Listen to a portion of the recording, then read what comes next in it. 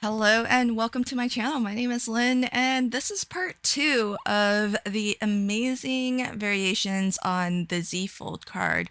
I had so many ideas that I had to split it up into 2 different videos. So in this video, here's a look at the cards that I'll be showing you how to make.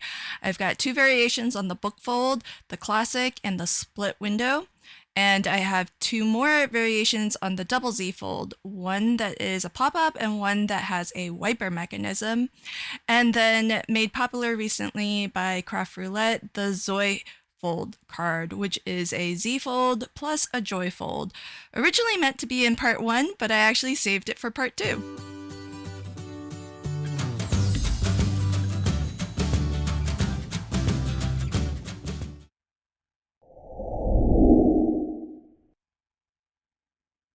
Okay, so let's start off with the Bookfold.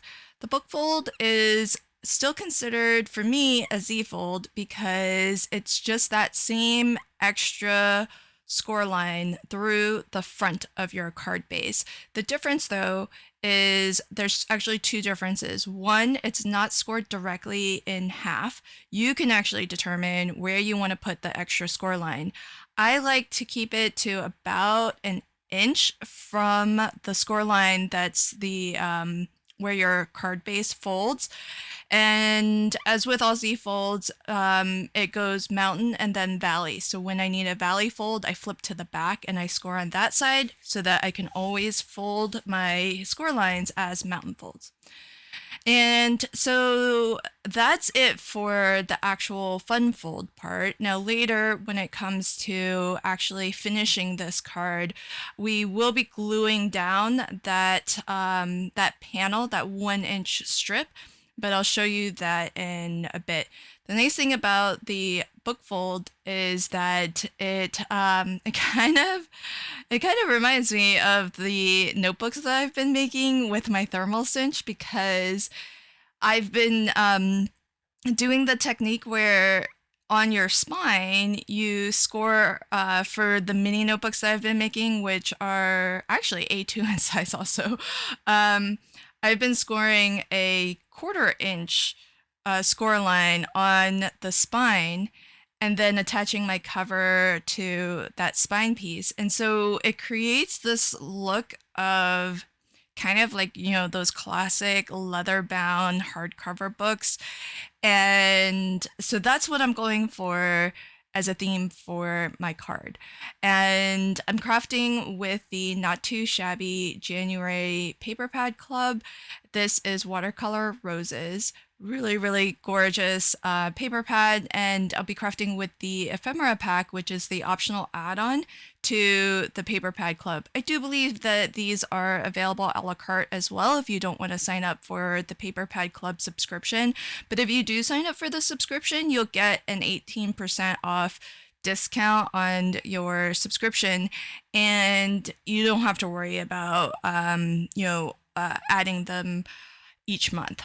So here's the part that I mentioned. I'm just going to apply glue to that 1-inch strip and glue that down to the inside of my card.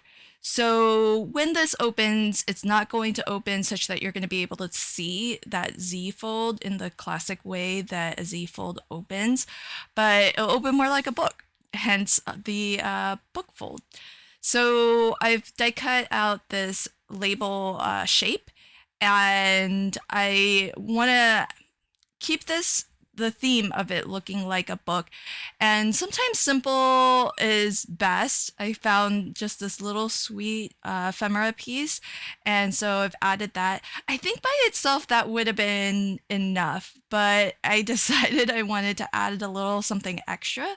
So one of the pattern papers in this paper pad has a print that's got huge, gorgeous roses. So I fussy cut those roses right on the line, and I'm going to use them to collage up and create a little bit of an accent to this nameplate bookplate here. There's not a lot of contrast though, so I don't know that it necessarily helped the book plate, or that central panel, pop out much. I like the idea of it and the look of it, but I think I could have left it off and I would still love the card just as much. So totally optional, but just another fun thing to do, or for me, a nice reminder that fussy cutting into the pattern papers is another way to get some nice images for your cards. So next up is a variation on the Bookfold. It's called a split window card, and I don't know if Jennifer McGuire came up with it, or if she didn't, she certainly made it really popular. I remember making this style of card years ago, and it is a variation on the Bookfold. Now, I'm using a die that is very, very easy to identify where the center of it is, but I wanted to show you this technique because you can really use any shape die for your split window card, and it's important, though, that you be able to identify the center point of whatever shape that is. So if you're using a shape that is like a circle and it's hard to know exactly where the center is, all you do is die cut that shape out of copy paper. That's what I'm holding here. Fold it in half in the orientation that you want it displayed on your card. And then wherever I'm positioning this on my card front, and wherever that center line is on my folded paper die cut, I am going to score through the front of my card base so that those two center lines will eventually meet up. And then I will put my valley fold, which again is the start of a classic Z-fold, but just like the Bookfold, it's not going to be centered, although it actually technically could be if you wanted it to be, but I like it a little bit offset like this. And so now that I know where my shape is going to be positioned on my card front, I want to line up my die, and I'll do a partial die cut. So I'm lining this up so that it matches with the center mark of my paper template, and the center of the die should be running right through that score line. To do a partial die cut, what you want to do is just put the top cutting plate over half of your die. That's the half that will actually get cut through. And so you want to put this over the half of your die that is furthest away from that folded edge. And then run that through your die cutting machine so that only a portion of that shape gets cut through your card front. Be sure that you open up your card front because you only want to cut through one layer. And so then when this flips back, it will leave that center portion sort of attached. And this is actually very similar to how I showed to making the flip it card. So it's just another variation to that. And so I love that a lot of these techniques, hopefully seeing them over and over again, they show you how just a couple of basic techniques can really generate a lot of different variations, a lot of different looks, and a lot of different ways to interact with a card. And so it's really fun. Until I sat down to think about doing this video, I didn't realize just how powerful that this Z-fold is and how many different variations of card designs you can derive from it. So what I've done is just die cut some more pattern papers to decorate, and you can kind of see that it looks very similar to our Bookfold. Just like the Bookfold, I only glued down the little strip that's closest to, on the left hand side, that's closest to the fold of my card base, leaving just the right half, well, right portion, because it's not exactly in half, leaving that to still open. And that way, when you open this, there's still room on the inside to write a message, and it's really fun, different take on the Bookfold. Okay, so now for the double ZFold pop-up. So now I'm going to show you two double ZFold cards, and they start off with the classic ZFold. So your card base, score the front of it directly in half. And then I take another strip. This is 11 inches long, and I think it's 1.25 inches tall, but it can be whatever you'd like. And I put the same score lines in. So I scored that in half at 5.5, and then scored one portion in half again at 2.75. So this directly matches my card base. And you should have two pieces that look pretty much identical, except for the height of them will be different. Now for the shorter piece, the second Z, just take this and flip it so that the long piece is now in front and the folded section is behind it. And this is your classic double ZFold. I showed you a very different double ZFold look in part 1, which if you missed that, I'll link to it in the upper right hand corner if you want to go check that one out as well. But this is the normal or classic way that I create a double ZFold. And it's lovely on its own, and you could just run with that as a design. However, I alluded to this in part 1 that the double ZFold actually unlocks a lot of additional fun interactive mechanisms. And so in this first double ZFold card, I'll show you how to turn this into a pop-up.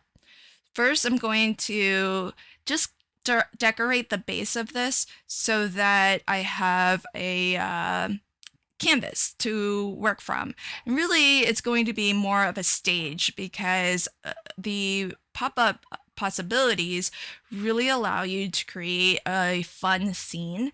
And the fun part of it is that, well, not only do you have like a lot of space to add some cute critters and scene elements, but there's a lot of potential to have some fun reveals, because when it's folded, some things will be hidden and only shown when you expand it.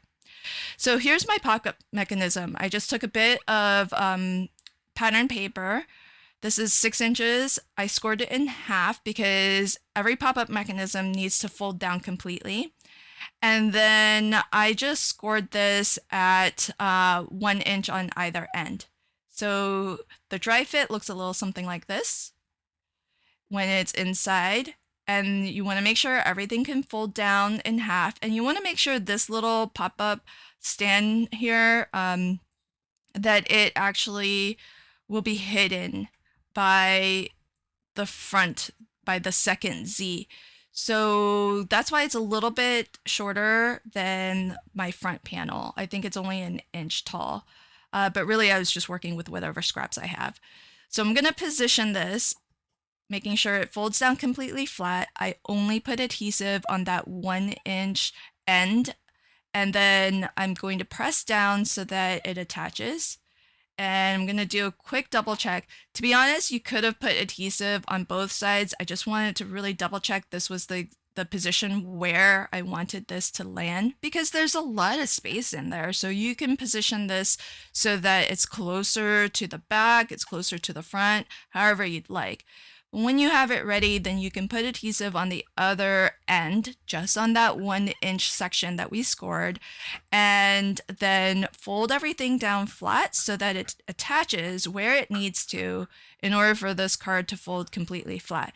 And when you're done, you're going to have an additional little area to add some pop-up stands.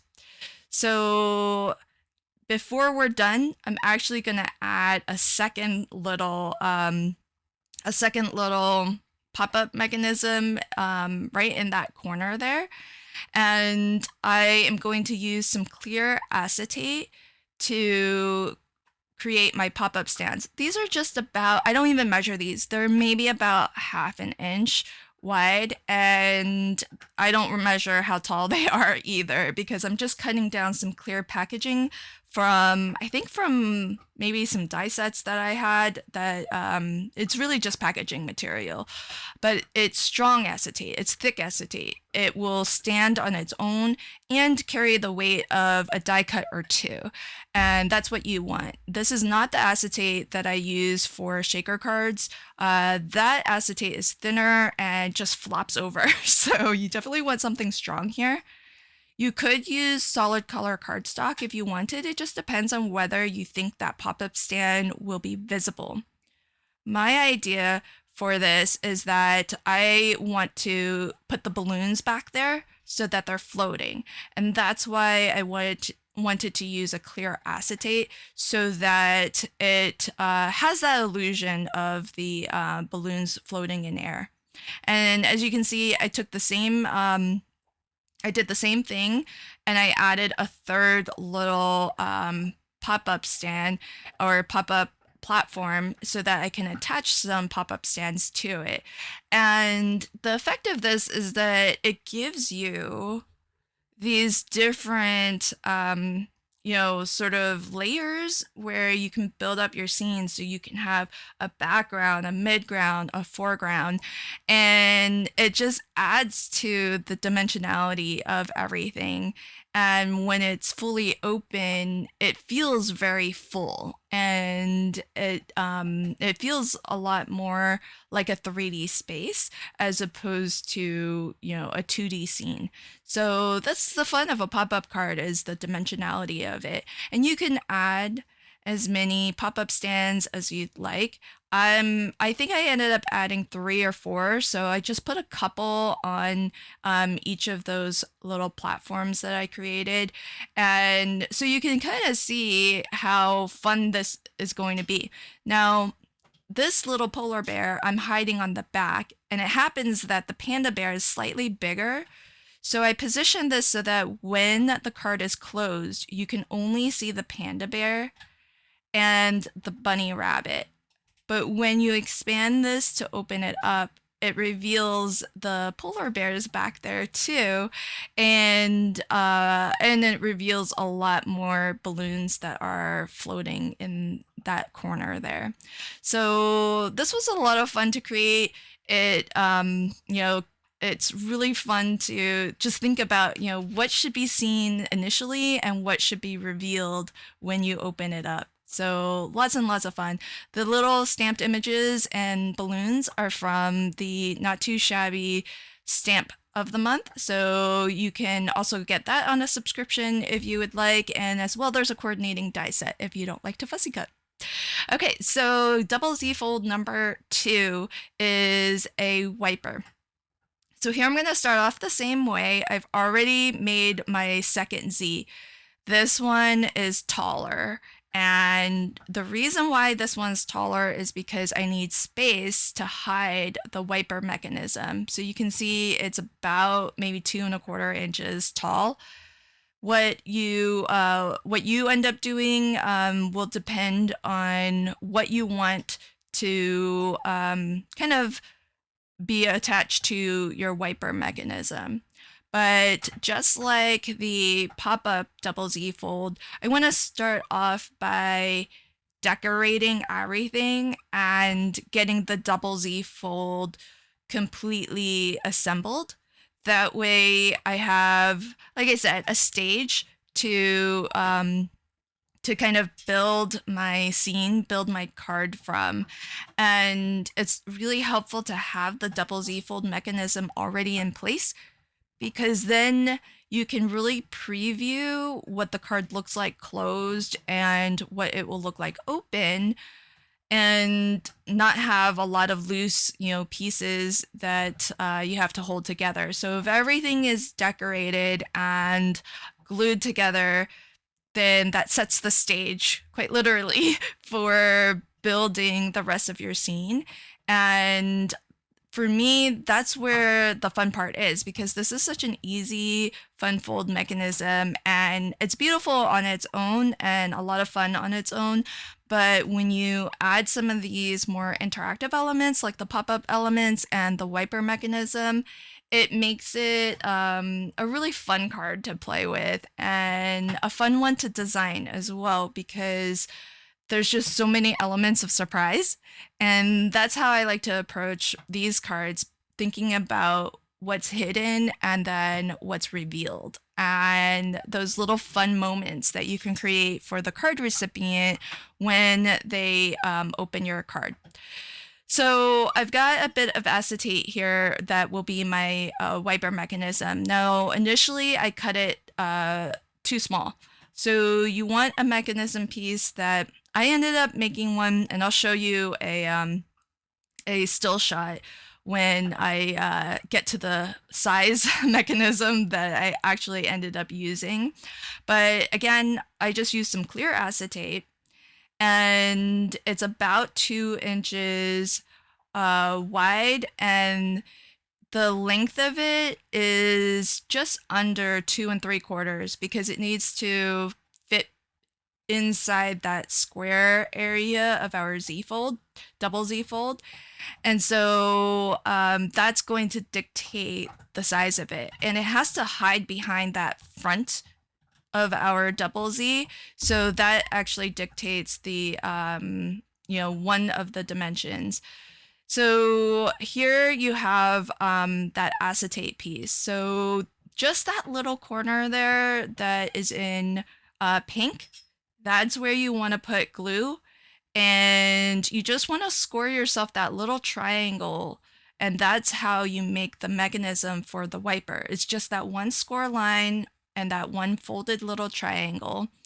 And what you'll want to do is position this so that when it's folded, that little triangle is actually going to attach itself to the portion of the Z-fold that when it's open, it's actually pointed directly at you. It's going to be 90 degrees to you, or perpendicular to you. So here's a freeze frame. Hopefully this helps you to see. I've got this line up so that that triangle completely attaches to that portion of the Z that is going to, when this is open, be perpendicular to me. And so when this opens, it'll fold, and that bit of acetate will actually stand up. So when it's flat and unfolded, it should hide completely behind the front. Now, I was playing with this and I was trying to see if I can get it to smoothly fold down and open up. And it's not quite a smooth interaction. And part of the reason why is because there's so much space behind the pop-up mechanism. And part of what helps the pop-up mechanism fold down flat is to have something that is actually going to force it to straighten. Because when it's open, that bit of acetate is actually folded where we scored that diagonal line. And so it needs something to kind of brush up against to force it to actually straighten and then fold down flat again. So I will ultimately end up adding a pop-up platform, just like I did for the previous card. And that's going to solve that whole issue of this pop-up stand. It'll fold down flat, but it'll require you to kind of nudge the acetate a little in order to fold.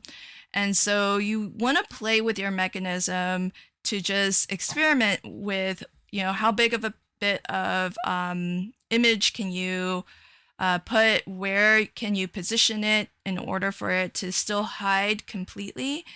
And so that's what I've been trial running, is just adding some different pieces of ephemera to the pop-up stand and seeing, will this fold down flat? Where can I position this so that it reveals all of these critters are holding sentiment. So I want one that will definitely reveal the happy birthday sentiment. And I want it to still be able to hide completely behind the pop-up mechanism in the front, or the double Z fold in the front. So lots of things for consideration, and a lot of these things I just experiment with on the fly, because I don't often plan everything out, and I don't make a test card or anything before I do my videos. I just have an idea in mind for what type of card, what type of interaction, and then everything else I just kind of cut to fit, measure to fit, or troubleshoot along the way. So that's the nice thing. Once you've made some of these mechanisms a couple times, you kind of know the gist of how they work, and the mechanics of everything. And so afterwards, when you go to make it a second, a third, a fourth, a 10th, a 50th time, then you'll have a better idea for how to put these together and adapt them to whatever style, size, shape card that you want. So that's just a little bit about my process and how I arrive at these. Now, what I did just now was I rounded the corners of my acetate just to see if that would actually help it glide a little bit better, and it didn't. And so that was troubleshooting fix number one that didn't quite fix the issue I was encountering. So here's the ultimate fix. This is just a little bridge piece, kind of like a pop-up bridge piece that you would find. And I am just going to attach this. So it's in total, this is it's probably 4 3/4, and then you score an inch on either side. So you can see I have a 1-inch glue tab, 2 3/4, so the whole, half of a card front, and then another 1-inch score or glue tab. And that creates a second bridge piece, or a pop-up kind of stage. And that's what it looks like on the inside. So now what will happen is my acetate, it's gonna brush up against that bridge piece, and that bridge piece will force it to flatten and hide itself when you go to close the card. It needs a little bit of that resistance to help it fold down again, or really straighten up, because when it's your card is closed, that acetate stand should be flat, and when it opens is when it should bend and fold and reveal what is attached to it. So wiper mechanisms are always a little bit tricky because there's a lot going on with them, but they can be pretty easy to do once you understand what some of the trouble areas are, and how to troubleshoot for them. So that was one that was easily fixed by just adding this extra little bridge piece. And then here comes the fun. So now the whole card base is done, and I'm gonna start to again position everything in the looking at it in the folded default sort of scene, and then in the open or the full reveal scene. So when this is folded, you'll see the little kitty cat, and it kind of looks like he's peeking up over that double Z. And when it's open, then you see the kitty cat's happy birthday sign. And because I have this extra pop-up area, that bridge piece, I thought, well, if I may as well use it. So just like the pop-up double Z fold, I'm going to attach a pop-up stand. And here, that pop-up stand actually could have been solid color cardstock. I just had a bit of clear acetate left over. And so I used that, but the acetate stand was completely hidden. So that's a chance where you could just use cardstock instead. And I used that position to actually hide the kitty cat. So when this is closed, you don't even see the kitty cat. You just see the balloons. And then when it opens, then it reveals the extra kitty cat, and it reveals the fox that pops up on the wiper mechanism. So I had a lot of fun with both of these cards. I really love double Z folds for that whole surprise element, and it's just a different way to think about putting together a card, because you have to think about it, or the way I like to think about it is, how does this look closed, and what are some kind of joyful moments that I can create in a fun reveal.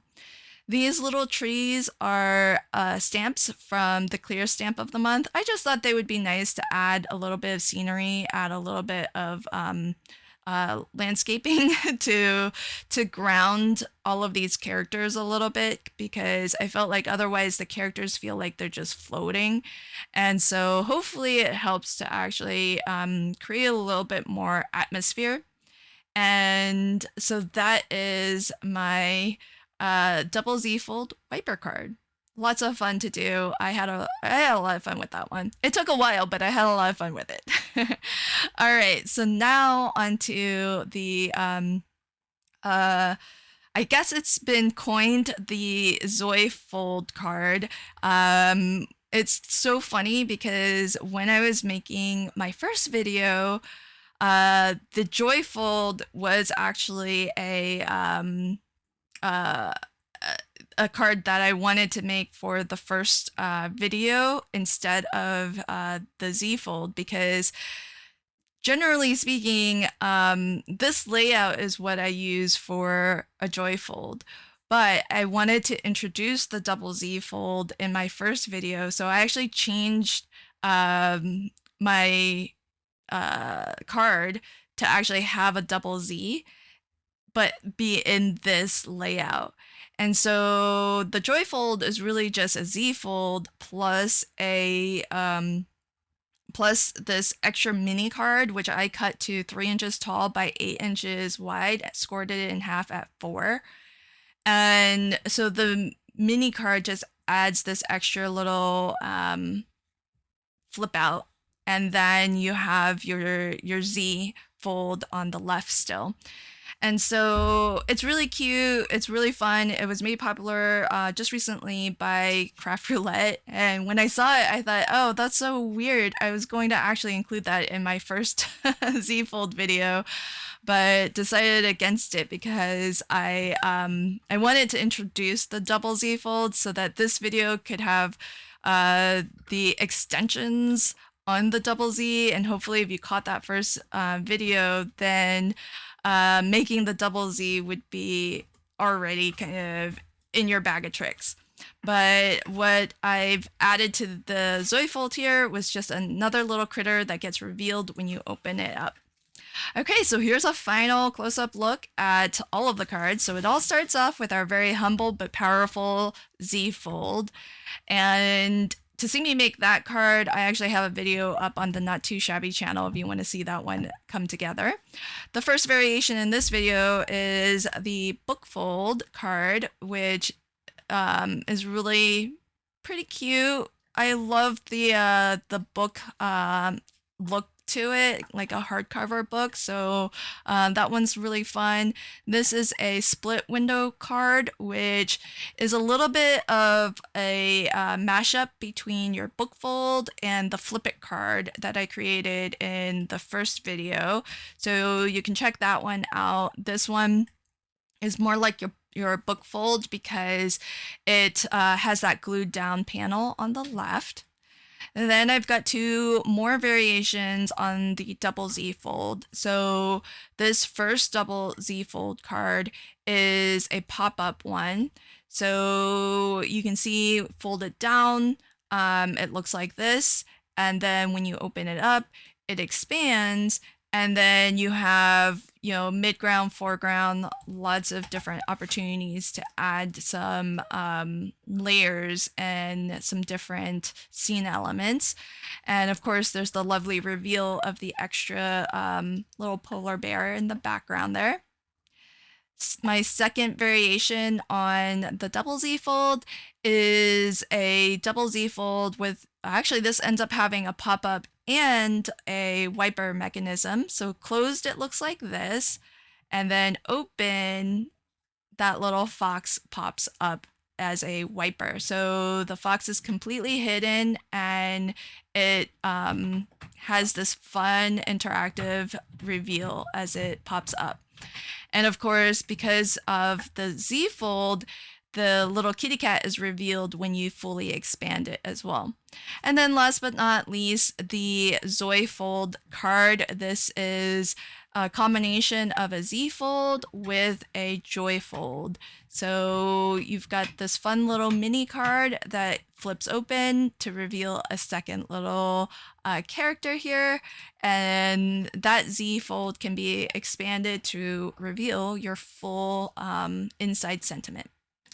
So I hope that you've enjoyed my ZFold series, part 1 and part 2. I really enjoyed putting this series together. It was a lot of fun, and when I sat down to think about what I could do to show how powerful the ZFold is, I couldn't believe that I have 2 videos to share some of the variations that I can think of. I'm sure there must be plenty more. So if you know more, please leave some comments below. I always love learning new fun folds. Thanks so much, and until next time, happy crafting and have a fabulous day. Bye.